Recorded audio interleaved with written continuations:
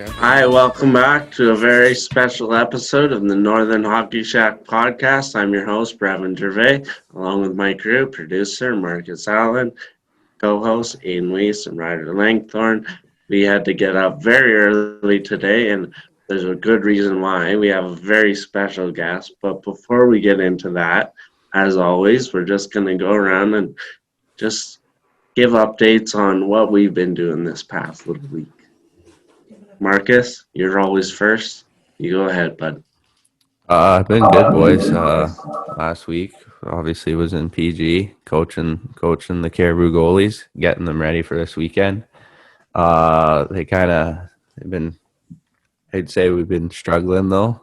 This Saturday, both goalies are 5 goals against average right now, but so a few things maybe we got to work on. But other than that, I've been good. Are you on the hot seat? What do you mean? Yeah. Did you get ripped on after the Are you going to get canned or what? I don't know. Feels like it though. No, it's all good though. We got a game here actually that I should probably be watching at 9 a.m. So I'll be multitasking this morning. But other than that, I've been good, boys. How about you, Ryder? Oh, I've been good, dude. Just chilling, not golf course is closed, so I'm just not doing much, just tearing up the senior league basketball and hanging out. Just been chilling, dude. Not much going on with Ryder. How about you, Aiden? Well, it is getting chilly, that's for sure. Oh, dude, it's so cold. Oh yeah. It is coming. I mean, so I've been trying to stay shacked up in here, but I got a topic of conversation, okay? And Ryder, you're gonna go last because I feel like you're gonna give me the worst answer. Does the week start on a Sunday or a Monday? Holy shit. Marky, go. Monday. Monday, okay. Yeah, Monday. Yeah, Monday. Are you guys serious? The week Yeah. starts on a Sunday. The work week Dude, starts on a Monday. no, it starts on Monday, dude. Dude, No, the there's week starts on a 7 days Sunday. in the week. Monday to Sunday is 7 days. No, it's Sunday to Saturday. That's the Sunday Sunday. That's the Sunday stupidest is thing on I've ever heard. Well, You're on late. Thursday to on Wednesday. any calendar ever, it always starts on the Sunday. I The can't work week believe you starts on a thought Monday. Ryder was going to give you a bad answer and you think the week starts on a Sunday.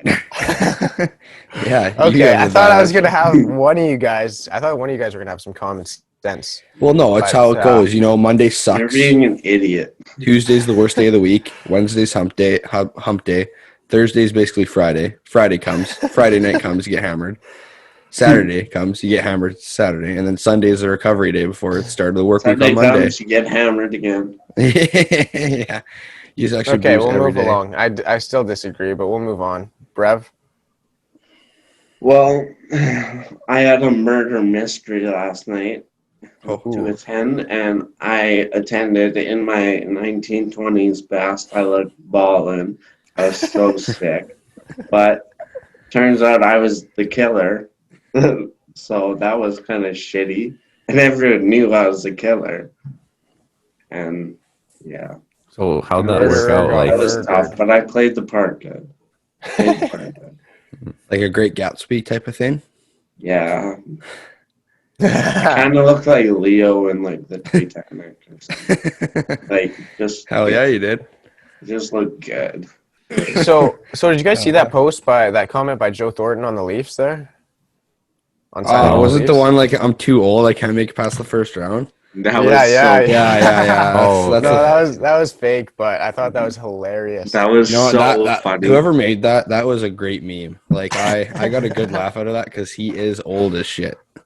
Well, like, dude, he but is- who in the NHL wants a cup more than Joe Thornton? Like that guy. Yeah, Like, I don't know, Jumbo like, Joe really. needs a cup.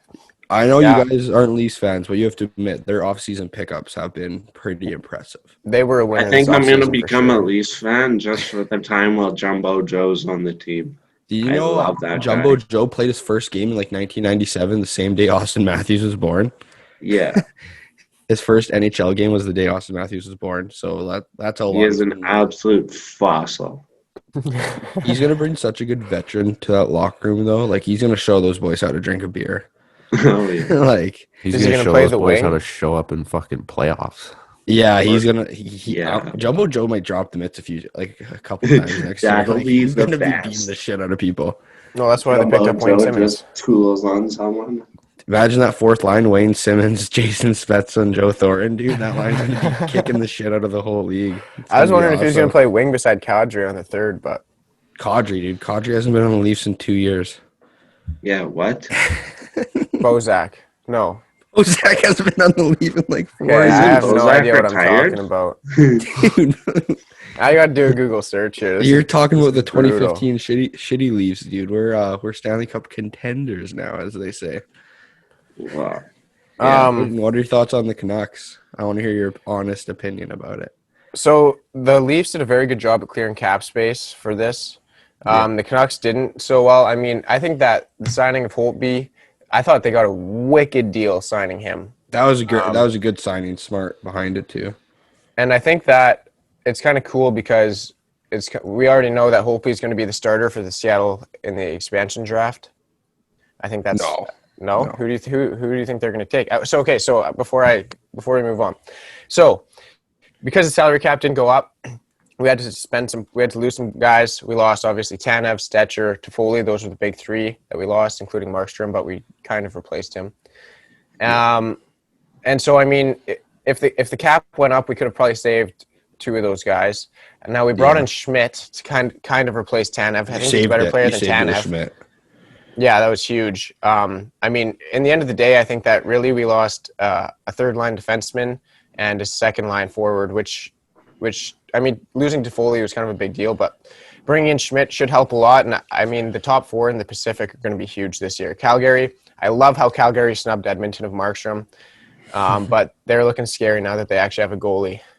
And they have Tanev, dude. That guy will block anything. Yeah, like Calgary's looking good this year. I think the Canucks are still going to be all right. Like, I think in the expansion draft, they won't take Holtby. They're going to take Korpisalo or Merzlikins. Okay, who played third line center for the Leafs last year, man?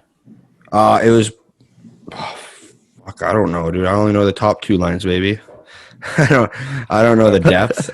Frederick Gauthier was the fourth line. Was it Johansson? Look it up. I'm trying. 5, 4. Yeah, I can't find it. No, I don't know who played third line for the Leafs last night. All I know is that we lost to the Columbus Blue Jackets in the qualifying round, and that really hurts deep down. Heartbreaker. Yeah, well, Brev's Canadians are just upsetting the Canadians, and then they have the best offseason. Yeah, the Canadians are the best team ever. What about Melnick coming out and saying that the Sens are going to win in 4 years?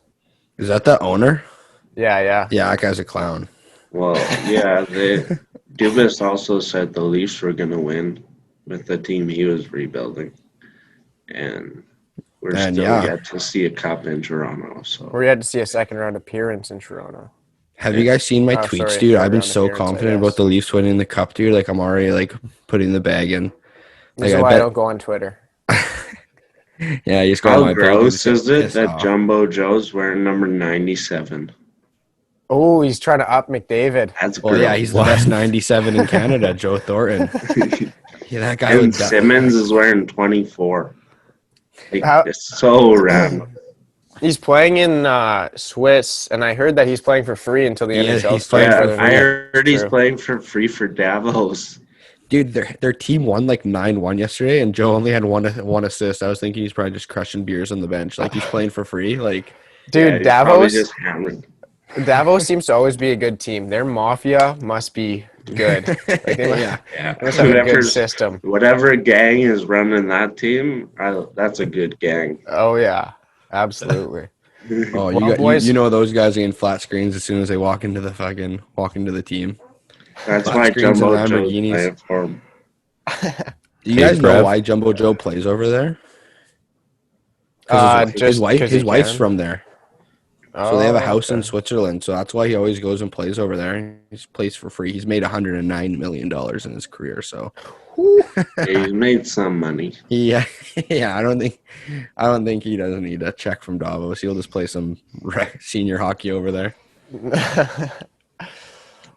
All right, Mark, Brev. are you talking?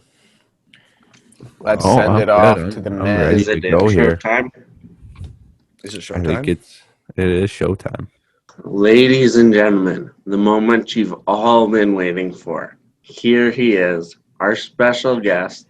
He was the head coach of the 2018-2019 St. Louis Blues that won the Stanley Cup. He's a Stanley Cup champion.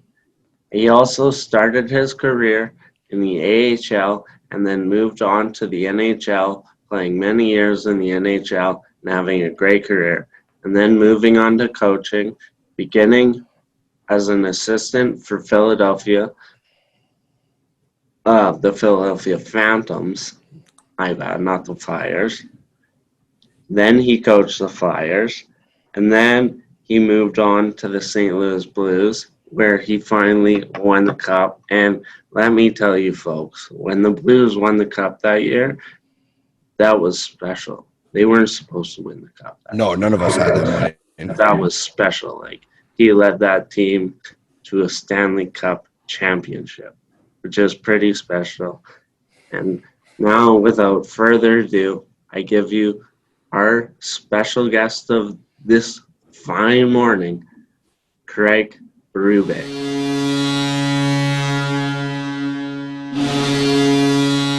Hi, and welcome back to the Northern Hockey Shack. We're here with our very special guest today, Stanley Cup champion, Craig Berube. Hey, Craig, how are you doing? Good. Thanks for having me on, guys. Appreciate it. Looking forward to it. Perfect. Okay, now, Aiden, you have the first question. Shoot whenever you're ready. Awesome. Thanks for coming on today, Craig. So basically, we'll start off. I understand that as far as I could go back, I see that you started playing hockey in a town close to Hockey Shack headquarters, Williams Lake, BC. Yeah, it was my first, away from home team, junior hockey. I was 16 years old.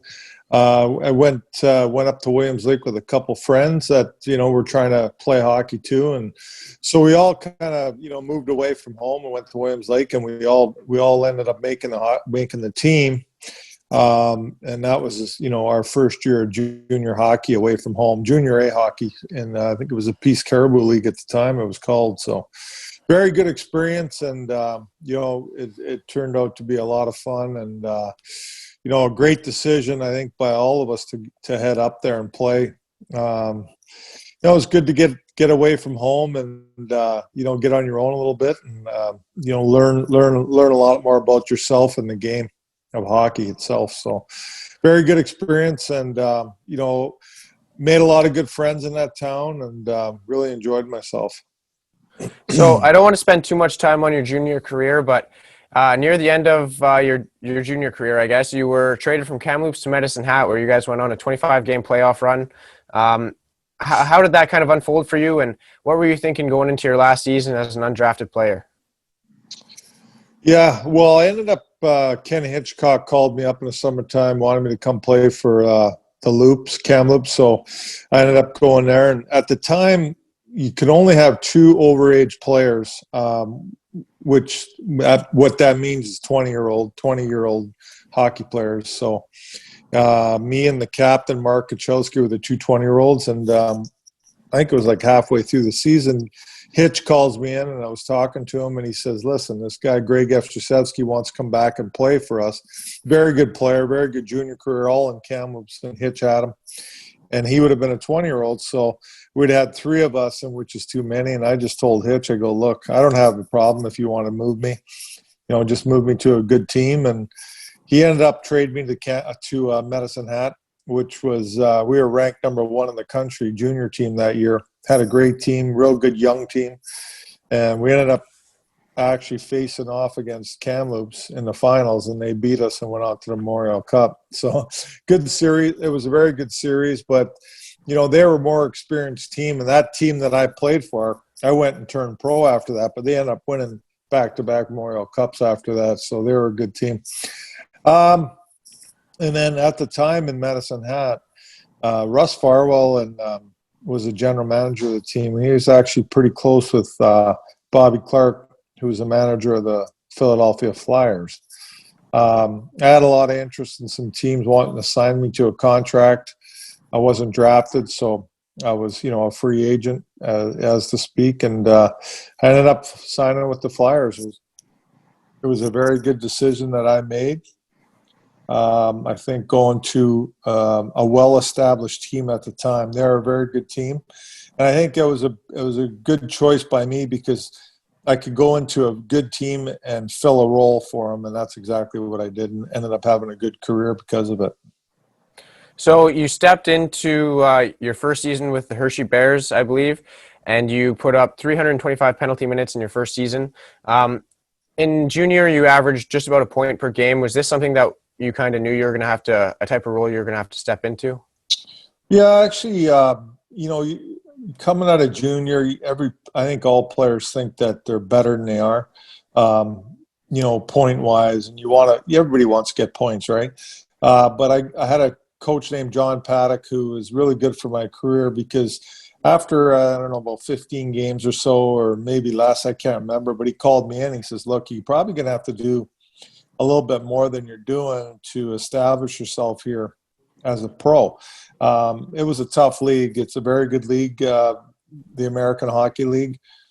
And really to be successful and try to get to the NHL, I had to change my thought process a little bit and start getting involved more physically and doing that kind of stuff. And, I ended up doing a lot of fighting and mixing it up down there and ended up with a lot of penalty minutes, as you said. But if I didn't change my thought process, I probably wouldn't have made it to the NHL, and ended up getting called up that year and, went on to having a pretty successful NHL career. Do you remember your first professional fight in Hershey, or any recollection of that? No, I don't. That's I'd have to. I don't know who would know that. That's a long ways back there, but I don't really remember my first fight at all. Well, speaking about your first professional fight, in your first NHL game, you had 2 fights against Mario Lemieux and the Pittsburgh Penguins. Was that you trying to get rid of the nerves for the first game? Well, I think my first NHL game, I wanted to stand out as much as I could, and I think you want to be noticed. That's the most important thing. You want the coach, you want the management, you want the players and the team to notice you. And that was my best asset to get noticed, was to do stuff like that. So I got involved right away in that game, and I kept it going. I really wanted to stay up there and prove a point. So you go on and to get traded to Edmonton for Yari Curry. Obviously there was more pieces, but for you to get traded to Edmonton, you got to be pretty excited about that. They're obviously a very highly touted team at the time. Yeah, for sure. I think I got traded to Edmonton with Scott Mellenby, who was my teammate in Philly for a number of years, and we're good friends. So it was actually a great opportunity. I look forward to going there right outside of my hometown and being at home and playing for the great Edmonton Oilers, for sure. Go ahead. So you get to Edmonton, and this is like your 5th or 6th year in the league, so you're still fairly new. What was it like back then being a rookie in the league, and how have things really changed in comparison? I think that back then as a rookie, you were a lot more, I would say, intimidated and had to earn the respect of your own players in the league. I think that that's just the way it was. But today, I think that rookies are coming in a lot more confident, very well prepared by not only the teams they play for in junior or college, but by their parents and their agents and things like that. So they're a lot more prepared and a lot more confident coming into to a camp. And I think that's the biggest difference that I see in rookies from today, from back then when I played. And so throughout your playing career, you had a pretty successful couple playoff runs. Unfortunately, no cups as a player, but you made it to the finals in the 98 season with Washington. And then you go on to score a very big goal in the 2000 playoffs against Scott Niedermayer and the New Jersey Devils. Unfortunately, with no success in that one either. What is it like for you going into playoffs and being a role player like this? Well, it's like any other player on a team, I believe. You're excited about the playoffs. Everybody's goal is to win. I was fortunate to my first year pro in '87 go to the finals with the Flyers. I never ended up playing any games in the finals, but I was part of that team and played some games throughout the playoffs and learned a lot just being around a lot of them guys. And seeing what you got to go through and how hard it is to play in the playoffs. So. Unfortunately, I didn't win a cup, but I actually, I got to the finals a couple times and, played in some big playoff games and ended up scoring a couple big playoff goals, which was nice. It feels good to be able to contribute that way, especially when you're, a guy that doesn't put the puck in the net a lot. But the playoffs are the best time of the year for anybody, I think. It's a lot of excitement. And again, you're playing for the Stanley Cup, and that's your goal. So growing up in your time, I think it is a question you probably get asked often. Who are some of the toughest customers that you had, and do you have any extremely memorable fights back in that time? Yeah, I think I played in an era, where I fought the Proberts, McSorleys, Domies, Tony Twist, guys like that, Koshers. Those were the guys that I, got in mixed up with a lot of. They were tough customers, obviously. Had a couple great fights with McSorley, couple great fights with Domi, and some big fights with Bob Probert. I think I fought Probert 7 or 8 times in my career, so I fought him a lot. He was, for me, he probably was the toughest fight of them all. I think that he could fight any style. He could last a long time. He punched hard. He could take a punch. He was a tough customer. So I had some great fights with all those guys. And, I think I was lucky to be able to play in that era and be involved with, those guys and great guys. And they made me better and tougher. Again, towards the end of your career, when did coaching come into the mix? I think in Washington, the days I played in Washington, I played there for about 8 or 9 years, I believe. But I played with a guy named Dale Hunter, and him and I were real good friends. And we actually watched a lot of hockey on our own and studied the game quite a bit and talked a lot about coaching maybe when we were done playing. So I think it was in the cards for us to become coaches at some point. That was our life, was the game, and we looked forward. We wanted to be at the rink all the time. We wanted to be around the team all the time. And I think there was no better way into staying in the game and being part of it as a coach.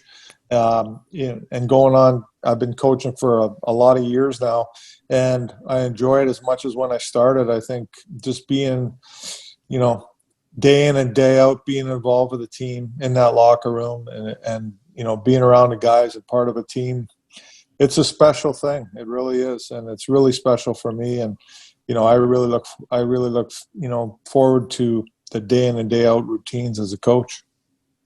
So I believe it was the 2003-2004 season. It might have been 04-05, but you were a player coach that year. What was the league in the AHL, sorry, of course. Yeah. And so what was the league kind of like at the time, and was this a common occurrence? And what was it like to be a player coach? Well, I got asked. I was, still looking to play a little bit. I was actually getting some calls from NHL teams, but Paul Holmgren called me up. I was living in Philly here, and he called me up and asked me to come out to the American Hockey League team, the Phantoms, which were based in Philadelphia then. And just asked me to come help out, be around them. He thought they were a good team, but they weren't getting where they need to get to. And so I went out and just kind of, skated with those guys, stayed in shape, just being involved and around them. And I ended up getting a call actually from George McPhee in Washington to come interview as a coach.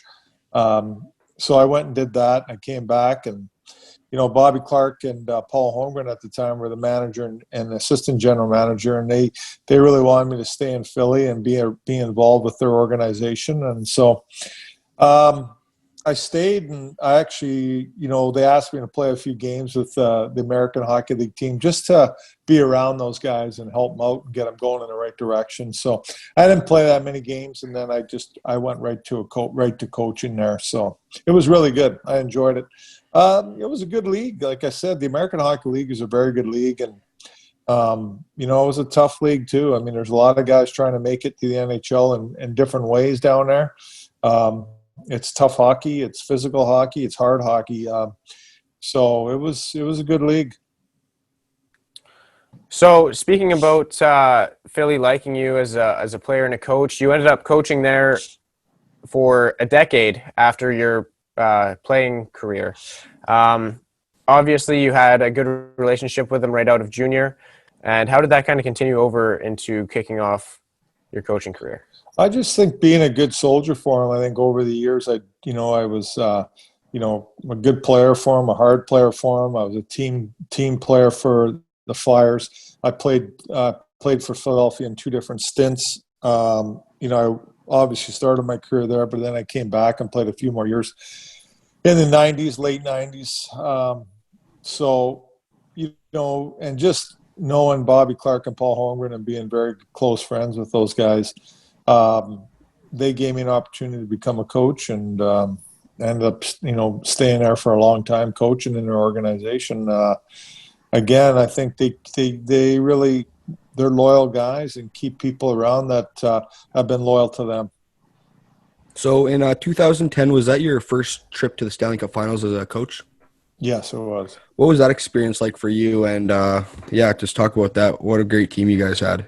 Yeah, we were really good. We became a very good team. I think that year Peter Laviolette took over as the head coach. And it took a while to get going, but once we got going in the right direction, we had a lot of good players in that team, and played very good hockey throughout the playoffs, and ended up losing to Chicago in Game 6 at home. Very good series, but, close series. Could have went either way, but you got to get some breaks to win, and we all know that. We didn't get enough, and they got more. So, but very good team, close team. A lot of real good players in that hockey team. Obviously, Pronger was there, great defenseman, and we actually, our goaltender was Leighton at the time, which he's a career minor league goalie, but he played extremely well for us that year. Getting an opportunity up there with us and did a great job. So, it was a great experience, and, to be involved with it, be involved in the Stanley Cup Finals as a coach. That's different than a player for sure. But it's at the same time, it's a lot of fun, and it's great to be around and great experience. So, with Philadelphia, I believe you went up and down a little bit as a coach, between it being an assistant and a head coach. When you get sent down or called up from the minors in the pro league as a coach, does it feel similarly to as a player standpoint, kind of? Well, I actually chose, when I went up, was an assistant coach in the minors. I went up to be an assistant coach in the NHL with the Flyers. But I truly wanted to be a head coach one day. So I needed head coach experience. So I actually, talked to Paul Holmgren and decided that I was going to go back down and be a head coach down in the minors. And that's why I did it, because I wanted to get the experience, which was good because I needed the experience as a head coach running a bench. And then I actually ended up going back up to the Flyers and being an assistant with Peter Laviolette for a few years, and I took over as a head coach when he was let go. And then there seemed to be a little bit of turmoil near the end of your stint with the Flyers. And in the 16-17 season, you joined the Chicago Wolves, of course, the Blues AHL affiliate. And that's basically where it all begins. Yeah, I was working for Doug Armstrong the year I was let go here in Philadelphia. He was manager of the World Cup team, and so I did some scouting for him. And I,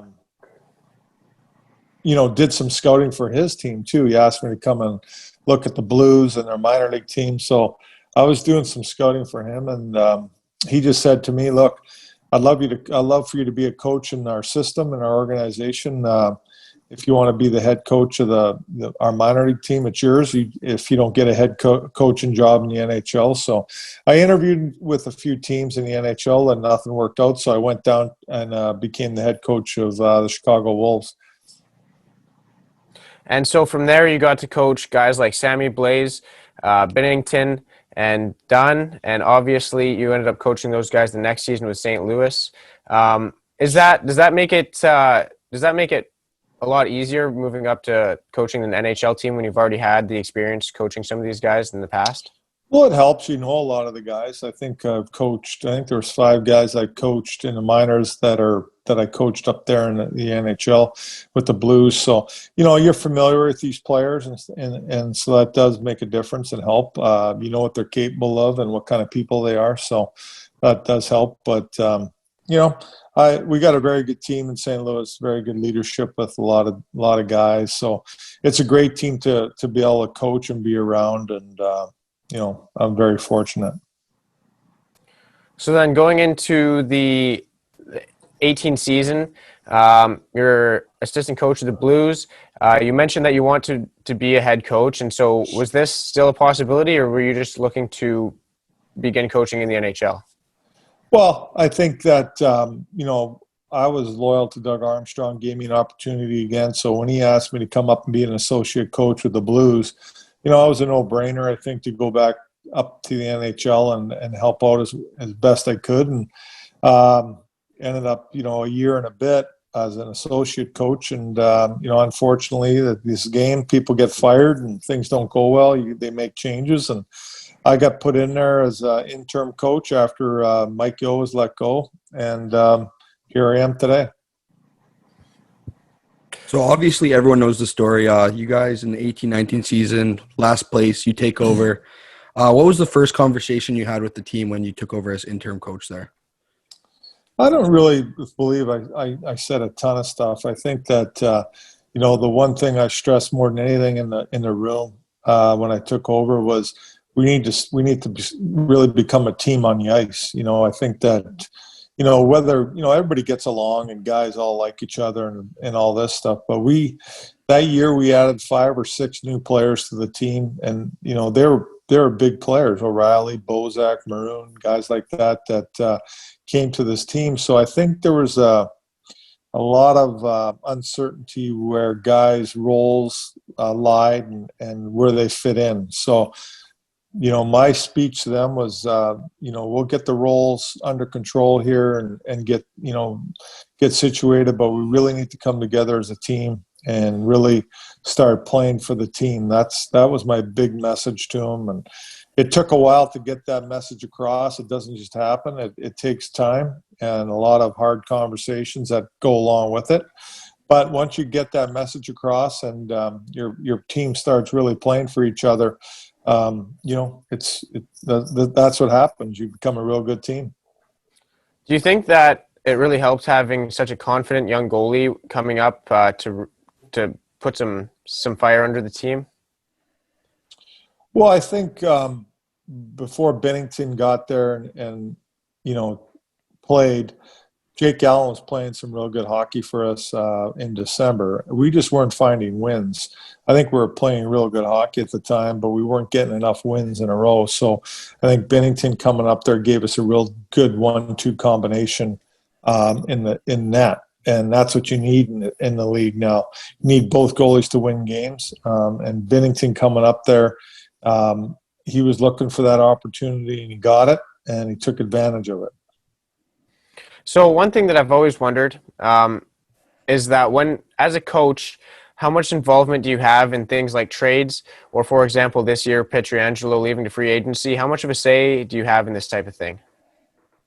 Well, a general manager and a coach obviously talk and communicate about a lot of things, and trades are some of the stuff that are brought up. Free agency is a part of it too. But in the end, the manager, his job is to make trades and signings and things like that. Those are his decisions. Sure, he talks to people, not only me, but he talks to a lot of people in the organization about situations that come up like that, trades or signings. And, he gets all the information and then he makes the final decision. So coaches are involved in talking and communicating about that stuff, but it's up to the manager's decision. Do players have much involvement in this type of thing?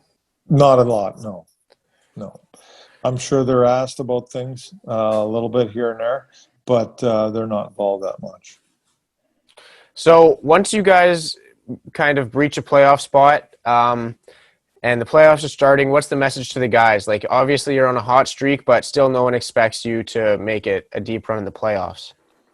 Yeah, I don't think you look at deep runs. I think you look at the series you're going to play. And, we played Winnipeg in the first round, a very good team. And they've been a good team, and they're a powerhouse. They're a big team that can score and do a lot of good things, good goaltending. So I think the message is, we break down the Winnipeg Jets, and we try to give our players the best advantage that we can to try to win the series. And you got to do things a certain way against teams to beat them. I think you can't just play one style of hockey in the whole playoffs and think you're going to win. You got to do things differently against each team. You got to expose their weaknesses and you got to try to, Winnipeg, obviously a great power play team. We played a couple teams that are very good power plays, and it was important to be disciplined. And, we ended up being the most disciplined team in all of playoffs that year, which is important to stay out of the penalty box. So I think, our message was, we had a great year. We went on an 11-game winning streak, but, that wasn't good enough. Our players were hungry still, and they thought we could win a championship. And that's part of it, is thinking you can win it and then go and execute it and understand that it's a lot of work. It's 2 months of grind, and you need everybody. You need every guy that's maybe guys aren't even playing. You got to be ready, which we're fortunate to have guys like Sanford and Blay and not only those two guys, other guys that were in and out of the lineup, but they stayed sharp and ready all the time. So anybody that we put in there played well for us. So in the second round, you go on to play Dallas. Did you see any similarities in the way they played this year? I mean, I know you guys didn't play them this year, but compared to last season. Well, yeah, they're a great team. I think the difference this year with them is that Khudobin was the goalie and Bishop wasn't. The year before was Bishop, but he played great. Khudobin. They play good defense. Dallas. I think they're a very good defensive team. They have great defense back there. Heiskanen and Klingberg leading the way. Two great players that can skate and move the puck. And they're a balanced team. They got 4 lines. They use 4 lines, and they have some real good forwards up front with Ben and Sagan. Adam Pavelski this year. They're a little bit different, Adam Pavelski and Perry. A little bit more leadership for them up front. I think that helped them get to the finals this year. We beat them last year in Game 7. It was a very good series back and forth, but we ended up coming out up on top. Again, you got to get some bounces and breaks to get there. So then you go on to play San Jose in the third round. You walk over them, and you walk right into Boston for the finals matchup. Obviously, they've been a very good team for a long time. Do you give a lot of pregame speeches, or do you kind of let the guys do their thing, or how do you go about this type of situation? Yeah, I talk. I don't talk a lot, though. I keep things short. I'm to the point type of guy. I think, there wasn't a whole lot to really say to our guys other than, I think that our players in Game 1 had to get the jitters out. Game 1 Stanley Cup Finals. We ended up losing that game. We got off to a 2-0 lead, but we weren't comfortable in that game at all. I think it's tough. There's a lot going on. They had more experience than us. They had a bunch of guys that had been in the finals before, and they had guys in the team that had won a cup. We had none. And we had no players that ever been to the Stanley Cup Finals either on our team. So this is the first time for a lot of our guys to be in that situation. So we ended up losing Game 1, rebounded, won Game 2, and then you go home for Game 3, and you're going through the same thing as you did in game one because you're at home now. So now it's a lot of home stuff, your families, people coming in out of town to see the games, and our own fans. So again, there's a lot of jitters and nervousness with our game in game three. So we ended up losing game three at home and ended up winning game four. So it was kind of a learning experience throughout the finals for us. Fortunately, we came out on top. So game seven comes. You mentioned already you're not much of a talker, but is there something you got to say before the game to kind of just one last here we go type thing? Yeah, I think in the morning speech, I really talked about all these guys have played game sevens in their heads as young kids or throughout your junior career and things like that, dreaming about being in the Stanley Cup Finals and, playing in a game seven and being a hero. We have all dreamt that 1,000 times. So I brought that up to the guys about, you've been in this situation plenty of times in your own heads. It'll be no different. They're nervous over there too. You just got to get out and get your couple shifts in the first period, and then it's just hockey, I think.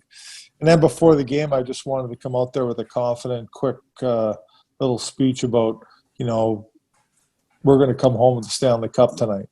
And that's basically what I put in our heads before we went out there. And so you obviously win the big game.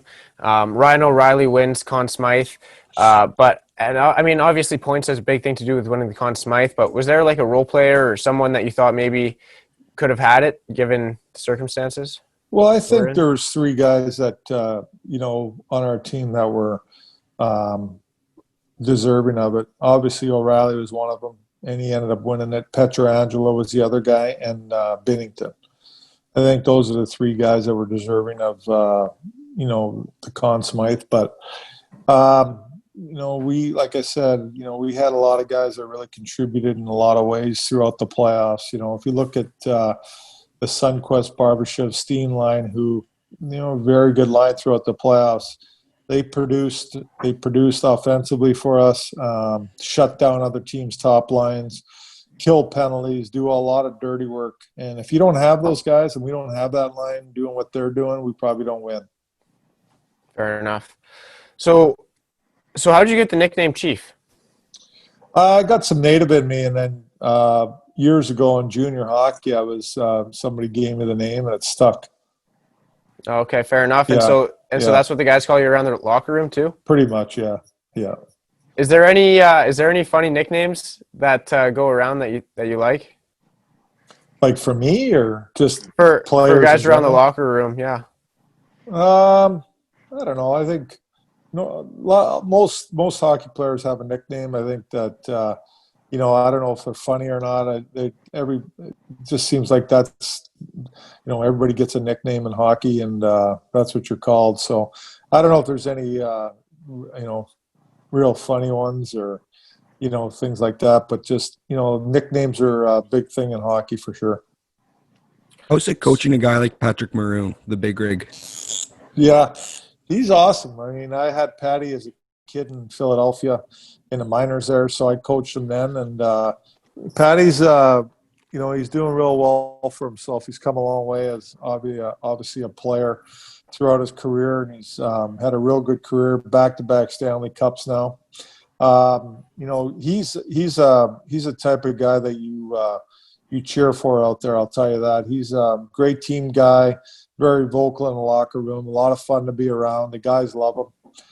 We missed him this year when we didn't have him for sure, especially in the locker room. And he seems to come out with big plays on the ice and big times. For us, he scored a big goal, but in the Tampa Bay, he was out there in a couple overtime goals that were scored, and he's around that net, screening the goalie, doing little things, or making a play. He comes up big in big times for you. So one thing that I was wondering, it's kind of an old topic of conversation, but the kicking players, and I know that you were never accused of this or anything, but it's not, I would think of it as something that's more of trying to get the guys going. You're not trying to hurt them or physically abuse them or embarrass them. What was kind of your thoughts on the whole situation as a coach? kicking a player on a bench. Yeah, that Like, was. is that- like I said, I don't do that stuff. I've never have. I think it's important to keep your emotions in check, to be honest with you. But some coaches try to think that's motivation. Maybe I'm not sure exactly, or if they just get that angry and they take it out on the player. I'm not there. I don't know exactly what went on, but I think it's important as a coach, to keep your emotions in check. Yeah, you can get obviously mad at a player or at your team. I think there's a time and place for it. I don't believe in doing it on the bench or, in public eye is the right thing to do. I think it's important to do it behind closed doors. Have there been any times, obviously, in your career where you have had to freak out and get mad at the guys? And do you do that? Are you out about that, or do you kind of keep your, like you said, keep your emotions in check with this type of thing in the dressing room? Yeah, no, I've gotten very angry at times in a dressing room and with an individual or a team. I think, there's a lot of times you got to really get after a team. They need that, but I keep it under wraps. I don't let anybody know what's going on in our dressing room ever. I keep it, quiet to the media, to everybody. Do you follow social media a lot as far as I watching the have zero NHL? social media on my phone. What about watching the NHL news or whatever, Sportsnet? Well, yeah, I watch, the NHL. I watch NHL Tonight and all that stuff for sure. I think it's good to watch, and I also enjoy it and see what's going on, see what they're talking about. Fair enough. Yeah. So, Brev, should we send it to the hot minute? Minute time? Okay, so I'm going to ask you 5 questions. Just try and answer them as fast as you can. The first 2 are kind of whatever. What's your favorite food? Steak. Good meat. What's your favorite song? Favorite song? I'd say that's a tough one. Like a Rolling Stone by Bob Dylan. Yeah, that's always the toughest one we have. Okay, and now the real questions. So, what's your favorite hobby? Are you a big golf guy or? Yeah, I'd say golfing. Yeah, for sure. And then, what's your favorite arena to play or coach in? I'd say Madison Square Gardens. That's probably my favorite place to go as a coach or a player. Yeah, I've heard it's nice. And then normally I'd ask you what your favorite team is, but since the Dodgers and the Braves are playing in Game 7 tonight, who do you think's going to win in Game 7? I think the Dodgers are going to win. I think that they've been there before. I don't know. The Braves are pretty young still. They're doing a great job, but I think the Dodgers have been in Game 7s before in this situation, and they're going to come through again. Yeah, I completely agree. So I got one last question here that I forgot to ask earlier. Yeah. Something that is typically tacked on to player contracts is bonuses. Is that something that ever occurs in coaching contracts? Yeah, sure. For sure, there's bonuses and coaches' contracts, for playoffs and stuff like that. It would just be playoffs, I think, or maybe a coach, going to the All-Star game, things like that. That would be the bonuses. Sounds good. Well, hey, thanks a lot for coming on today, Craig. We really appreciate you having on our podcast and taking the time to do this with us. We'll be posting this in a week or so, and that's all I got. Yeah, thanks for coming on. I appreciate you having me on. Thank you. It's been a pleasure. Thank you. Thank you very much. You got it. Okay, good luck with everything, and I'll talk to you guys. Thank you. Thank you. Stay safe. Take care. Bye. But one thing before we go, I just wanted to give a shout out to Corey Ginrich here from Fort St. James for getting us in contact with Craig Berube. So shout out to him. Thanks. Hell yeah, Corey. Thanks a lot, Corey. So Thanks, that's our buddy. second Stanley Cup champion on the podcast. We're on fire. Thank What's up, you to our Punjabi? guest, Craig Berube, for that great interview. Such a pleasure to talk to a Stanley Cup champion. And Don't forget, we have our clothes on our website that's powered by Original Joe's. The clothes are free to purchase, so make sure you get on that. And that's everything from us this week, and from us to you, stay squarely.